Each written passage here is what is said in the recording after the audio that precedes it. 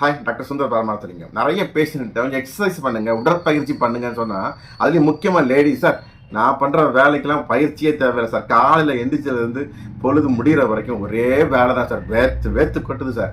நான் எதுக்கு sir exercise பண்ணுன்ற கேள்வி கேட்குறீங்க. இந்த மாதிரியான கடினமான உழைப்பாளி பெண்களாக நீங்கள் இருந்தீங்கன்னா உங்களுக்கு தான் இந்த பதிவு. ஸோ நம்ம தொடர்ந்து ஒர்க் பண்ணிட்டு இருக்கும் பொழுது கொஞ்சம் கவனிச்சு பாருங்க. கழுத்து முன்னாடி குனிஞ்சிருக்கிறோம், முதுகு முன்னாடி வளையுது, கை தொங்கிட்டு இருக்குது. ஸோ உட்காந்தோ குனிஞ்சோ நம்ம ஒர்க் பண்ணிகிட்டே இருக்கும்போது நம்மளுடைய ஜாயிண்ட் எல்லாமே ஃபார்வர்ட் பெண்டிங் ஆகிட்டே இருக்கும்போது ஸோ நம்மளுடைய கழுத்து பகுதி முன்னாடியும் வளைய முடியும், பின்னாடியும் வளைய முடியும். முன்னாடி மட்டுமே வளைஞ்சிட்டு இருக்கும்போது செர்வைக்கல்ல அந்த டிஸ்க் பல்ஜ் ஆகலாம். முன்னாடி மட்டுமே குனிஞ்சு பெருக்கிட்டு இருக்கிறோம், பாத்திரம் விளக்கிட்டு இருக்கிறோம், உட்கார்ந்து இருக்கிறோம், பின்னாடி வளைகிறதே இல்லை. எந்த வேலையிலாவது உங்க கழுத்து நல்லா பின்னாடி வளையுதா? எந்த வேலையிலாவது உங்க முதுகு நன்றாக பின்னாடி வளையுதா?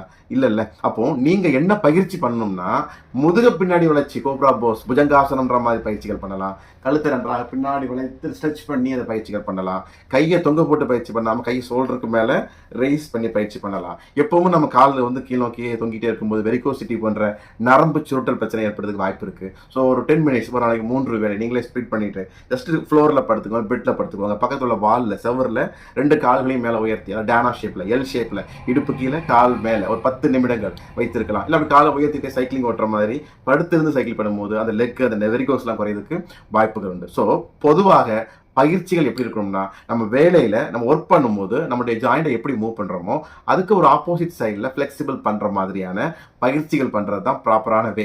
இப்படி மாங்குன்னு வேலை பார்த்துட்டு திரும்பவும் குனிஞ்சு நிமிர்ந்து எக்ஸசைஸ் பண்ணிட்டு இருந்தீங்கன்னா உங்களுக்கு ஒரு 10 வருஷத்தில் வரக்கூடிய டிஸ்க் பல்ஜி ஒரு 2 வருஷத்தில் வந்துடும். அதனால் ப்ராப்பராக அருகில் இருக்கக்கூடிய ஆயுஷ் மருத்துவர்கள் ஆலோசனைகள் பெயரில் என்ன மாதிரியான பயிற்சிகள், யோகா, ஸ்ட்ரெச்சிங்லாம் பண்ணுறது, என்ன மாதிரியான உணவுகள், என்ன மாதிரியான இயற்கை மருந்துகள் எடுத்துக்கிறதுன்றதை தெரிஞ்சுக்கிட்டிங்கன்னா அது உங்களுடைய ஆரோக்கியத்திற்கும் உங்களுடைய ஆனந்தமான ஒரு வாழ்க்கைக்கும் உங்களுக்கு வழிவகுக்கும். அன்புடன் டாக்டர் சுந்தர் பரமார்த்தலிங்கம், ஜெய் கபிசா ஆயுர்வேதா. நன்றி.